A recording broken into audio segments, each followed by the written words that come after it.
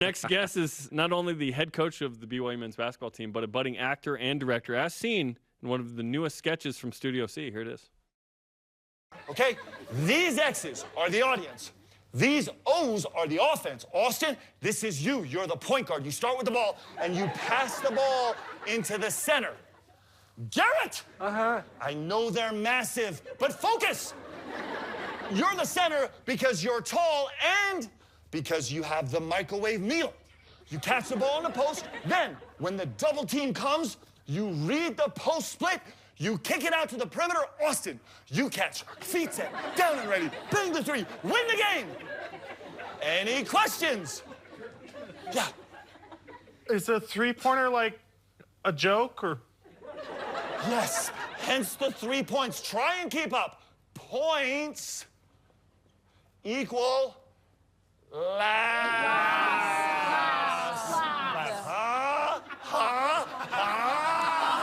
One, two, three. Come on, what are we doing, guys? Mark Pope on Studio C, who now joins us in Studio B. What's up, man? How you doing? How was that? It was actually so fun. My girls grew up on Studio C watching it. They love it so much. These actors are so incredibly talented. So it was super fun to do. We love when you come on the show because you're honest. So here's a question that sparks an honest response. When you're in the huddle sometimes and it's crunch time in a game and you roll out a play to your guys, do you look over there and see some kids going, I have no idea what he's talking about, but yes, coach. You know, we should do a show sometime just on what happens in the huddles. One of my favorite stories to talk about is we're at Houston. It's my first year coaching. There's 11 seconds left. Our ball. We have a chance to go win it, right? Down one, and we drop a play. Jake Tools is starting with it, and we end up with a turnover and them going the other way. Game over. Magically, there is some incredible gift from heaven. They travel on a wide open layup. Yeah. So you talk about genius coaching. So we pull the guys in the huddle. All we have left is a 30. We're racing through it really quick, and ultimately what comes out of my mouth is like, TJ, we're going to pass you the ball. I need you to dribble as fast as you can and score it. And sure enough, that's exactly what he did. That's kind of the genius that happens in timeout sometimes. And that's one of the iconic plays of your time here at BYU is that play. Little do we know, that win mattered a ton in helping you for what would have been an NCAA tournament seed barring COVID. It's a Big 12 homie. It's a team that's tremendous. You know, that was huge. Yep. Okay, so obviously a lot of conversation and interest in kind of the roster rebuild with Tijon and AB going out, Caleb going to Baylor, and so on. What's it been like right now as you try and refill this roster and get some new talent? Yeah, it's really exciting. I think it's going to be this way every year, right? There's going to be just going to be changes every year, and it gives with the new transfer rules, it gives players a chance to go find out what they want, at least what they think they want. It gives us a chance to rebuild, and it's super stressful and super exciting, and you get to be really creative, and it's just about finding. It's so important for us here to find like the exact right fit pieces.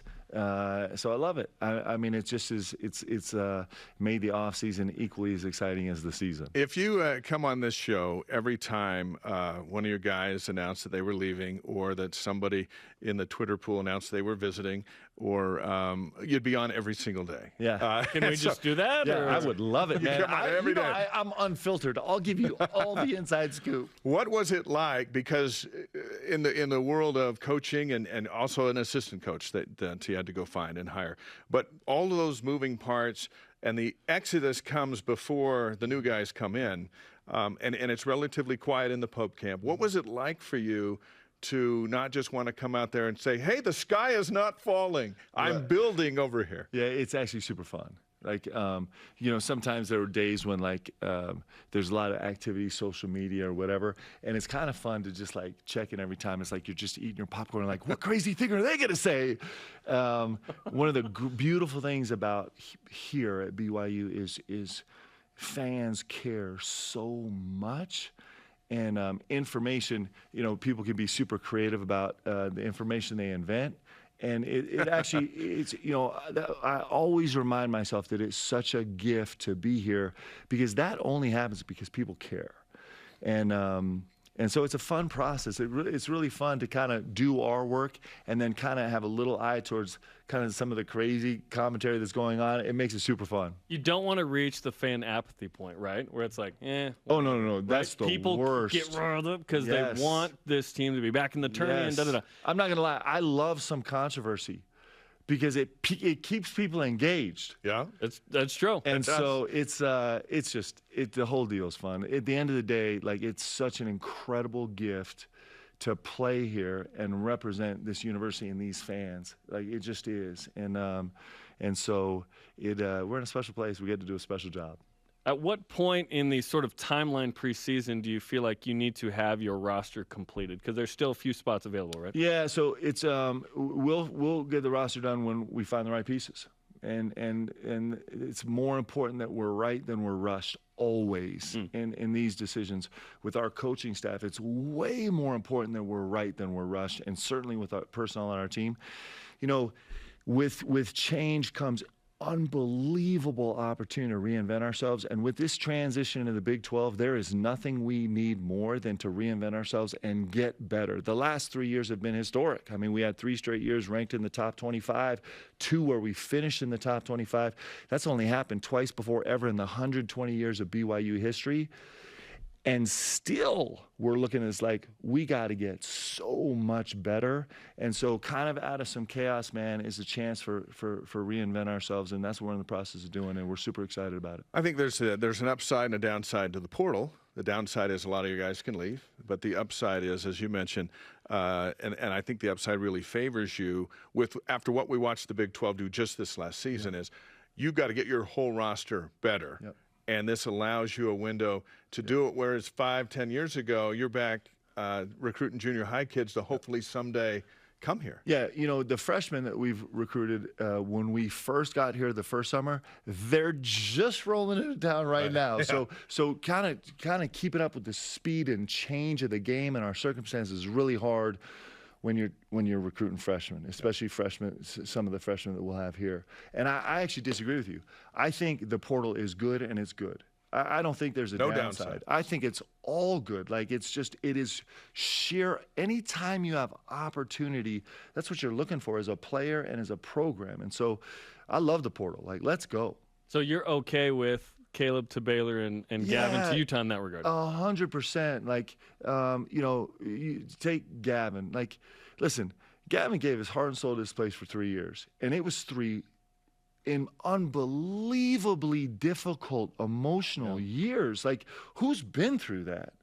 And so, you know, Gavin, you know, just in his face and his heart. I mean, I talked to you guys about right before our first game this season about like how emotional he was about kind of facing these demons that he suffered through the last 3 years.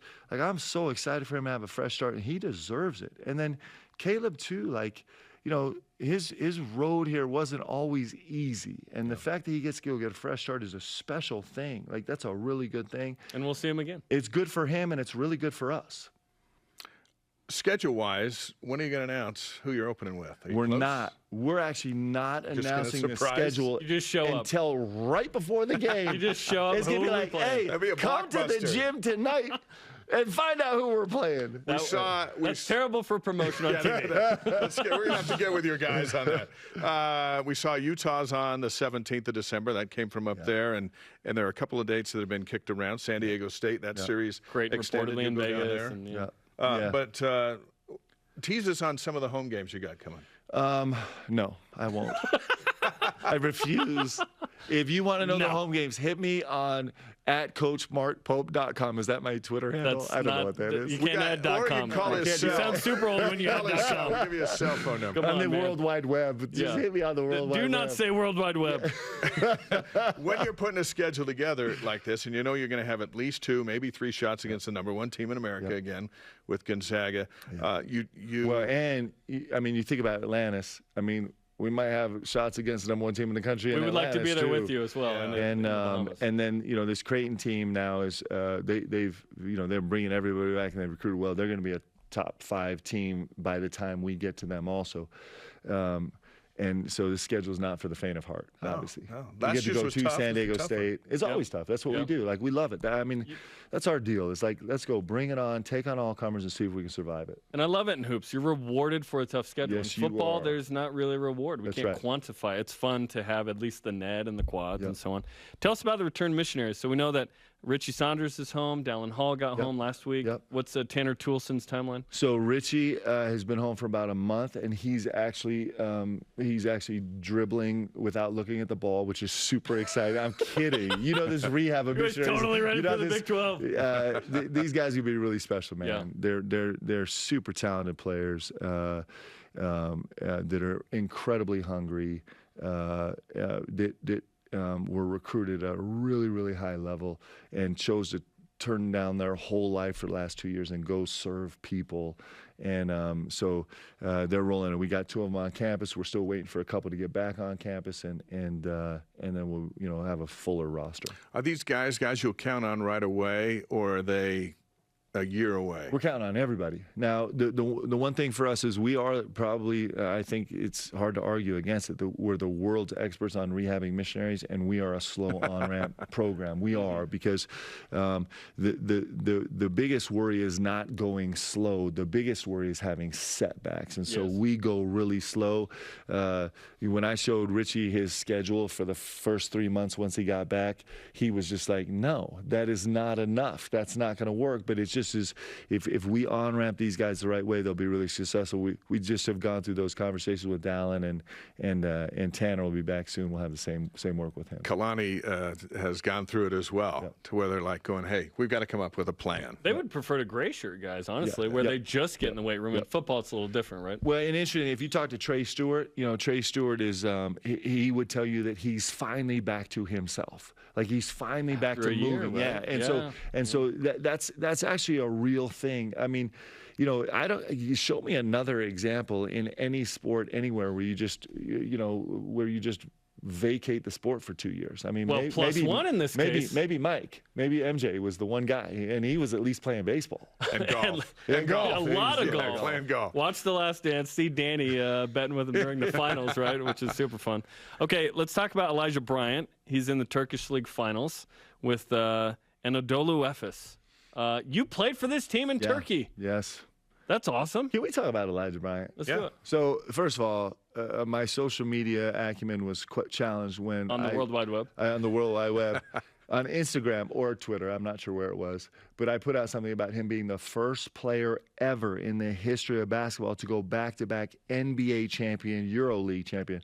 And I don't actually know if that's true. Somebody corrected me and said there was one other person in 1977. But, like, think about what he just did. Incredible. It is incredible. I mean, there's no words for it. And teams matter.